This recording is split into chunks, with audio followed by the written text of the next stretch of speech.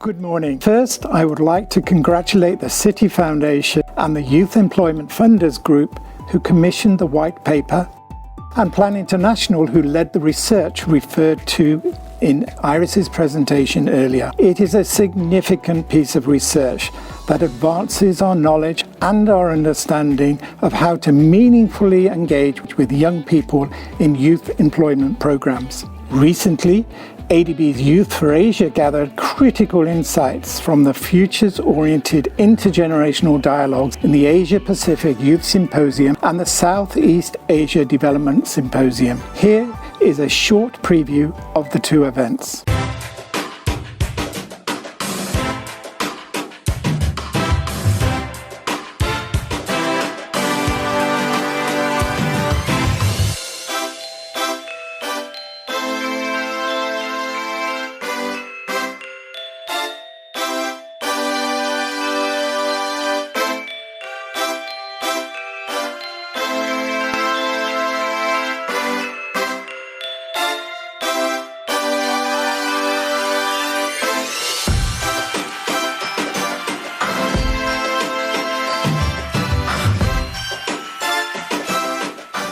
This is the Asia Pacific Youth Symposium, a social dialogue platform that convenes governments, young leaders, and other stakeholders to discuss how the COVID-19 pandemic is affecting young people's jobs and employment prospects and what this means for the future of work.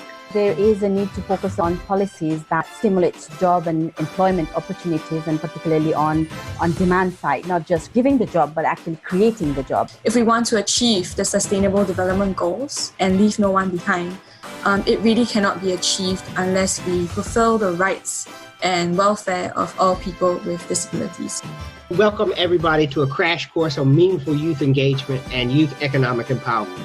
The best way to ensure that a solution is relevant and has genuine and lasting impact is to not only closely involve those who will be affected, but to actually have them lead that process and be empowered with decision-making roles. To overcome these deep systemic challenges, we need to develop youth economic empowerment solutions. Meaningful youth engagement unlocks youth power, which young people can then leverage to address structural barriers that have previously impeded their participation in the world of work.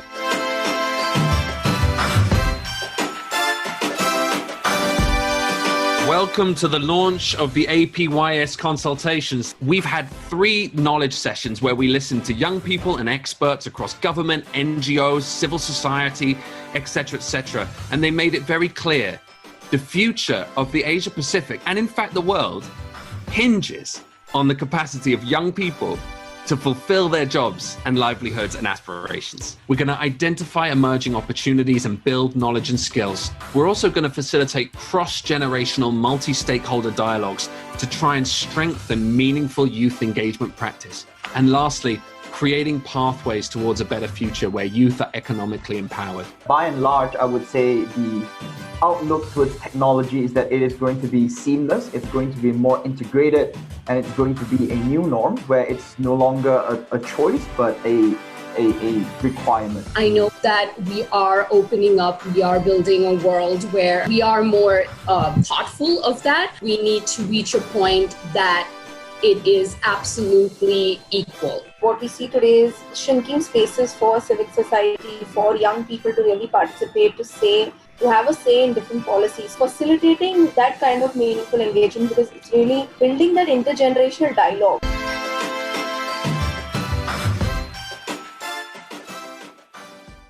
Okay, so we have some participants with us joining from previous sessions.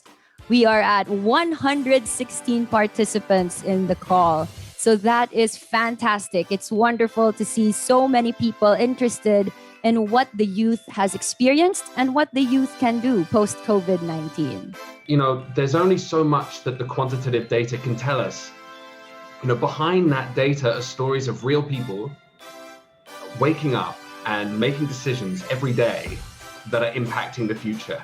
It's why Youth for Asia sees futures as like a toolbox for meaningful youth engagement and a way to bring generations together. The problems and the gaps that we've identified have been long existing, and the pandemic has just sort of highlighted them or exacerbated them in some cases.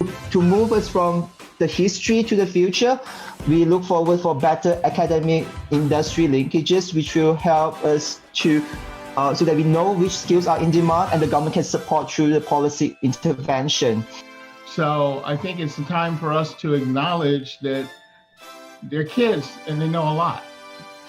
And that our future, like they said so many times in this whole symposium, they are 100% of the future.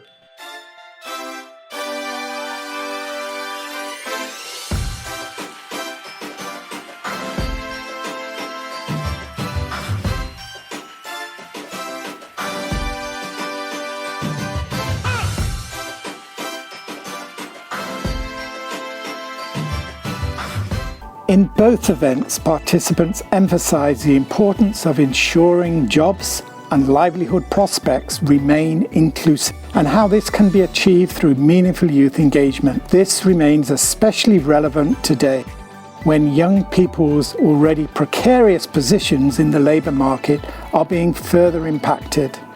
In a research that ADB conducted in 2020 with the International Labour Organization, we sought to understand how young people were affected by the COVID-19 crisis. We found that young workers and entrepreneurs were significantly and disproportionately impacted by the pandemic in terms of job disruptions, including reduced working hours, impeded access to education and training. Young women are particularly badly affected. As countries shift to recovering from the pandemic, it is even more important that young people are recognized as assets and active partners who can make valuable contributions to development projects and their outcomes. Youth for Asia has been embarking on a journey to meaningfully engage young people in ADB's projects since 2015. We strive to not only leverage the unique contributions of young people, ADB and its partners, but also to provide thought leadership, particularly in understanding and mainstreaming of meaningful youth engagement as a practice and developing the evidence of its effectiveness in Asia Pacific. Youth Voices in Youth Employment, a roadmap for promoting meaningful youth engagement in youth employment programs, aims to inform and strengthen the engagement of youth in the investments, policies, and programs that impact them. This report, commissioned by the City Foundation, establishes a first-of-its-kind roadmap that guides funders and implementers to effectively embed youth voices and rights into their youth employment strategies and programs.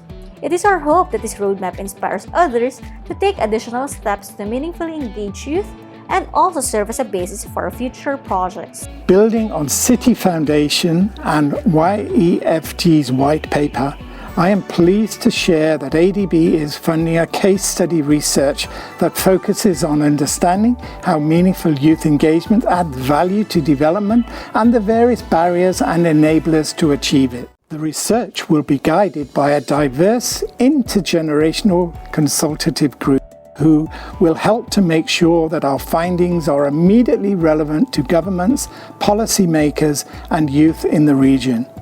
Furthermore, true to the nature of meaningful youth engagement practice, case studies will be developed by intergenerational teams. Through this close youth and non-youth collaboration, we will aim to ensure unique and profound insights that will further advance meaningful youth engagement knowledge and practice.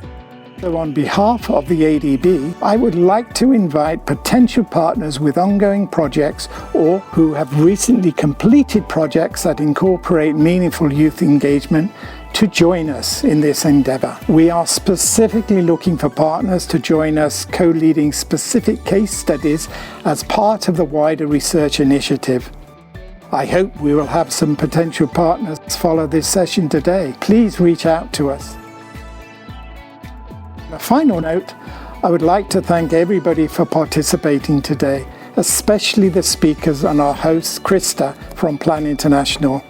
This session marks our continuing commitment to helping governments, development institutions, private sector companies, civil society organizations, and youth-led and youth-focused organizations on working together and achieving a more prosperous, inclusive, resilient and sustainable Asia and the Pacific. I look forward to continuing our work with the youth of Asia and the Pacific and expanding our future partnerships, working together with meaningful youth engagement across the region. Thank you for joining us today.